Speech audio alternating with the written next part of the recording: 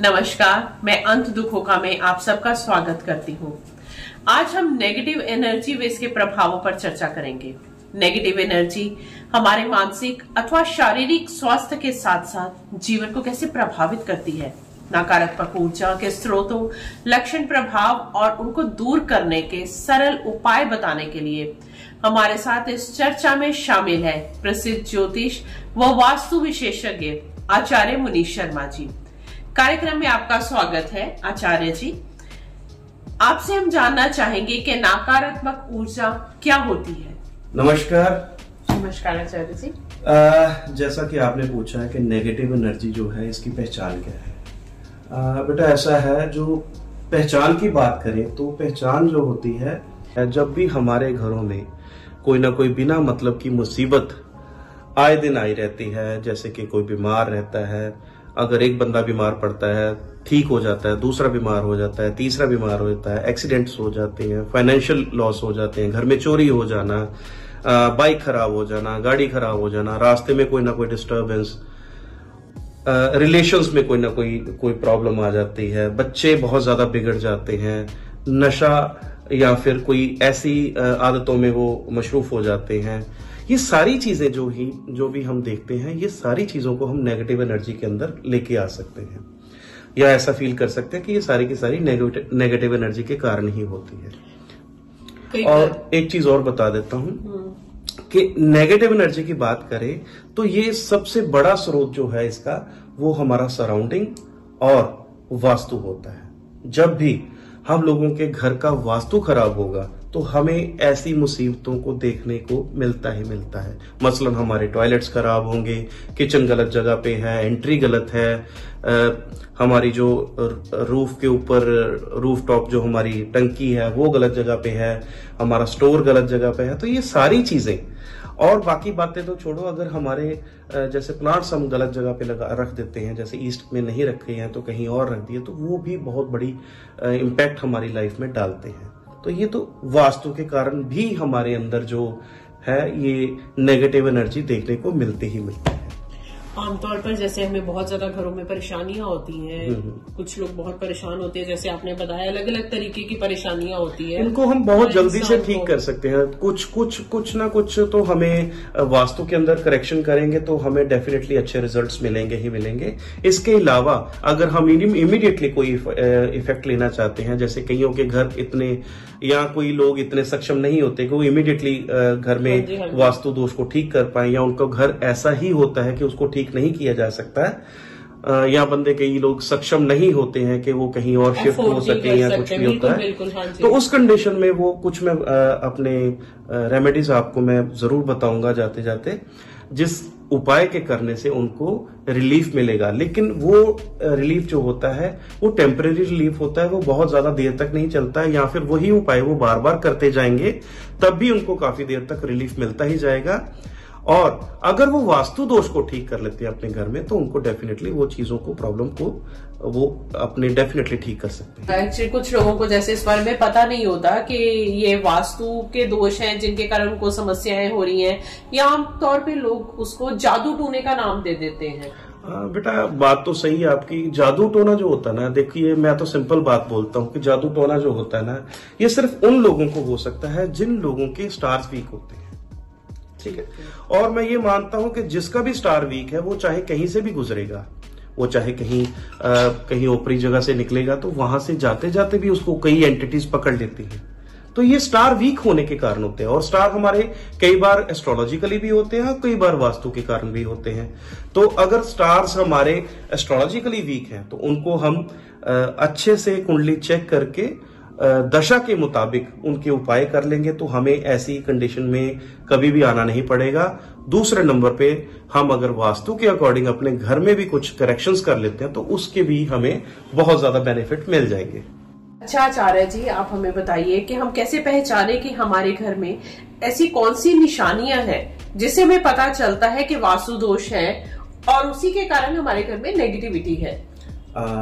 ऐसा है, जिन भी घरों में मैंने देखा है कि जिन घरों के अंदर सीपेज बहुत ज्यादा होती है, मतलब सीलन बहुत ज्यादा होती है, जो दीवारें हैं दीवारों के अंदर पानी रसता रहता है। दूसरे नंबर पे जिनके घरों में बदबू आती है, वो चाहे वॉशरूम से आती है, चाहे भाई आप कई बार मैं मतलब वास्तु करने जाते हैं हम लोग, तो कई बार हमने देखा है कि घर के अंदर एंटर करते ही हमें फील हो जाता है कि यहाँ पे नेगेटिविटी बहुत है, वहां पे स्मेल एक डिफरेंट तरह की स्मेल आती है। अच्छा। ये दूसरी पहचान है।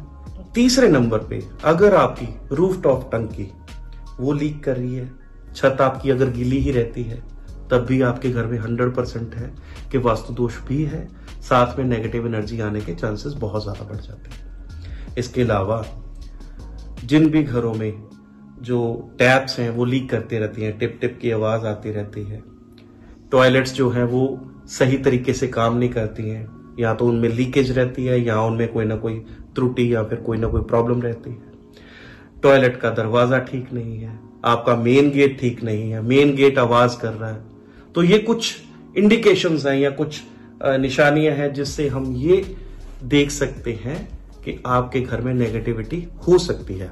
ये जरूरी नहीं है कि आपके घर में डेफिनेटली कोई जादू टोना या नेगेटिविटी होगी ही होगी, ये एक मात्र इंडिकेशंस है। और अगर इसका पुख्ता सबूत लेना है तो आप ये मान सकते हो कि जो भी इस घर में रहते होंगे उनकी जो विचार हैं वो नॉर्मली एक दूसरे के साथ मिलते नहीं होंगे। कोई अगर बोलता है कि ईस्ट को जाना है तो दूसरा बोलेगा साउथ को जाना है, तो ऐसे। और इसके साथ साथ पहला बंदा बीमार होगा, ठीक हो जाएगा तो दूसरा बीमार पड़ जाएगा, दूसरा ठीक होगा तो तीसरा बीमार पड़ जाएगा, कुछ ना कुछ समस्या। अगर सब कुछ ठीक चल रहा है तो उनके घर में चोरी हो जाएगी। इसके साथ साथ अगर ऐसा कुछ नहीं हो रहा है तो उनका कहीं एक्सीडेंट हो जाएगा, रास्ते में कोई ना कोई ऐसा पचड़ा पड़ जाएगा, कोई ना कोई उनको समनिंग आ जाएगी, कोई टैक्स वाला पड़ जाएगा, कोई उनको पुलिस का केस पड़ जाएगा, कोई नेबर वाला उनको तंग कर देगा, कुछ ना कुछ ऐसा चलता ही रहेगा। मतलब मानसिक तनाव उनको बना ही रहेगा। ये डेफिनेटली है किसी ना किसी रूप से। बिल्कुल। और इनको क्या करना चाहिए? सबसे पहले तो मैं आपको ये सुजेस्ट करूंगा कि जो भी लोग ऐसा फील कर रहे हैं इस टाइम पे, सबसे पहला उपाय, आप शिव मंदिर में जरूर जाया करो। हर सोमवार दूध के साथ जल जरूर चढ़ाइए। अगर आप दूध के साथ जल चढ़ाते रहेंगे तो आपको मानसिक तनाव नहीं होगा। इसके अलावा आपके घर के अंदर अगर कोई भी प्रॉब्लम्स हैं, जैसे कि आप सीपेज बहुत ज्यादा आ रखी है, तो कोशिश करिए उसको ठीक करवाने की। अगर और भी आपके घर के अंदर कोई त्रुटि है, वॉशरूम में है, टैप के अंदर है, ओवरहेड टंकी लीक कर रही है, तो उसको भी आप करेक्शन करवाने की कोशिश करें जल्दी से जल्दी। आपके जो भी काम रुके हुए होंगे या जैसे भी आप नेगेटिव फील कर रहे होंगे तो आपको पॉजिटिविटी आनी स्टार्ट हो जाएगी। ये मेरा वादा है आपसे। आचार्य जी, आप ये बताइए कि जैसे आपने बताया कि कुछ समस्याएं किसी ना किसी के घर में चलती रहेंगी जिसके घर में नेगेटिविटी होगी, तो कुछ लोग सोचते हैं कि वो उनको ऊपरी शिकायत है या ये नेगेटिविटी के कारण ही है उनको, तो आप कुछ ऐसे उपाय बताइए जिससे कि उन्हें क्विक रिलीफ मिले। एक बहुत ही स्ट्रांग उपाय है जो कि मेरे एक वीडियो में पहले भी दे रखा है।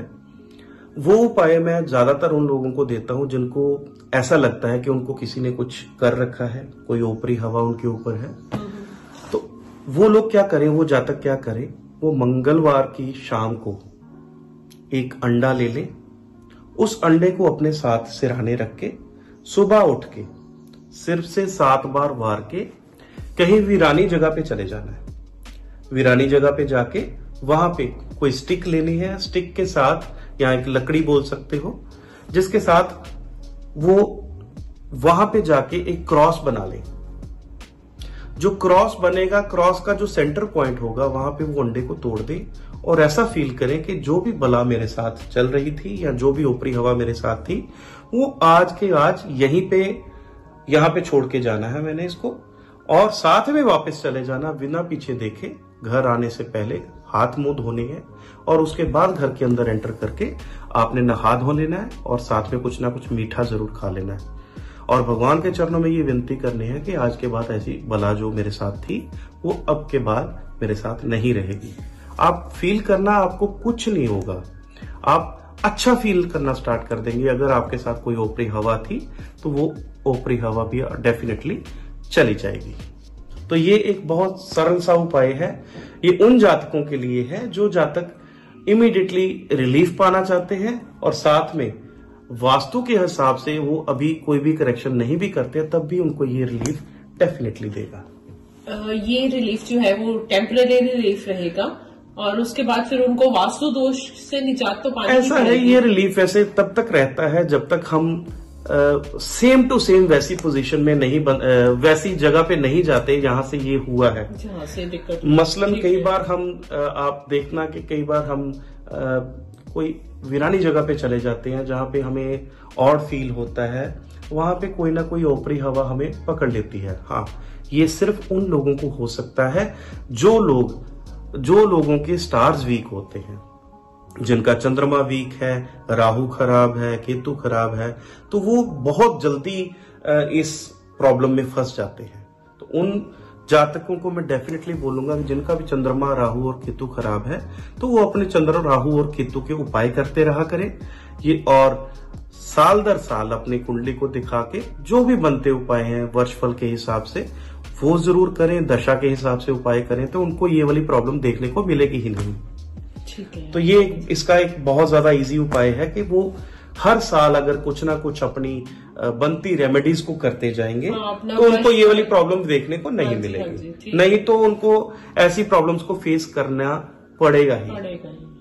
चाहे वो वास्तु दोष को भी करेक्ट करा लेते हैं, लेकिन उसके साथ साथ उनको थोड़े से अपने जो स्टार्स हैं उनको भी स्ट्रांग करना बहुत जरूरी। आचार्य जी, एक अभय जी फिरोजपुर से है, उन्होंने हमें डिटेल्स अपने बेटे की दी है व्हाट्सएप के थ्रू और वो पूछ रहे हैं कि उनका बेटा जो है वो बात नहीं कर पा रहा, ठीक से बोलता नहीं है, वो कौन सी रेमेडीज करें कि उनकी कुंडली के हिसाब से आप देख के बताइए कि वो कौन से उपाय करें, कौन सी रेमेडीज करें कि उनका बच्चा जो है धीरे धीरे बोलने की तरफ चल पड़े। अभय जी, ऐसा है, आपके बच्चे की कुंडली में जो उसको प्रॉब्लम आ रही है बात करने में, तो उसकी कुंडली के मुताबिक उसका बुध काफी वीक है। तो इसका जो बेसिकली उपाय बनता है इसका, क्योंकि कन्या लगन है और जो बुध है वो छठे भाव में बैठे हुए हैं और राहु के साथ बैठे हुए हैं, तो आप क्या करिए, कोशिश करिए आप इसको दुर्गा माता के चरणों में नारियल चढ़ाना स्टार्ट करवा दीजिए। साथ में इसको एक अच्छा सा पन्ना पहना दीजिए, ग्रीन बॉटल का या फिर घड़े का पानी पीना स्टार्ट करवा दीजिए। ये मात्र 2-3 उपाय अगर करेंगे तो आपको डेफिनेटली इसकी जो बोलने की क्षमता कम हो रखी होगी उसमें इजाफा भी होगा और ये आने वाले 1 या 2 साल के अंदर अच्छे से बोल भी पाएगा। आप मात्र ये उपाय करें। इसके साथ साथ आप इसको रेड कलर से जितना हो सके परहेज करवाएं। अगर आप ये उपाय कर लेते हैं तो मेरा ये मानना है कि आपका बच्चा ठीक हो जाएगा। अभय जी, आचार्य जी ने जो आपको उपाय बताए हैं वो प्लीज आप करिए और फिर उसके बाद कैसा रिजल्ट आपको मिलना शुरू होता है आप प्लीज उसके बारे में दोबारा से हमें या तो कॉल करके बताइए या व्हाट्सएप के थ्रू जरूर बताइए, हम इंतजार करेंगे। इस महत्वपूर्ण विषय पर जानकारी देने के लिए आचार्य जी आपका धन्यवाद। साथ बने रहने के लिए सभी दर्शकों का भी आभार। आइए मिलकर हम नेगेटिव एनर्जी को दूर करने में और एक पॉजिटिव एटमॉस्फेयर बनाने का प्रयास करें। अंधकार को कोसने की बजाय एक दिया जलाना ही बेहतर होता है। अब समय है हम भविष्य को देखें और अपने उम्मीद और उत्साह के साथ आगे बढ़ें। नेगेटिविटी एक सिचुएशन है। अगर आप अपने आप को इस सिचुएशन से बाहर निकालना चाहते हैं तो प्लीज हमें संपर्क करें। अगर आप अपने घर का वास्तु ठीक करवाना चाहते हैं तो हमसे संपर्क कर सकते हैं। हमारा नंबर आपके पास डिस्प्ले में आ रहा होगा और एक नीचे एक ट्रैक भी चल रहा होगा। अगले सप्ताह हम एक नए विषय के साथ फिर मिलेंगे। अपना ख्याल रखें, पॉजिटिव, स्वस्थ और प्रसन्न रहें।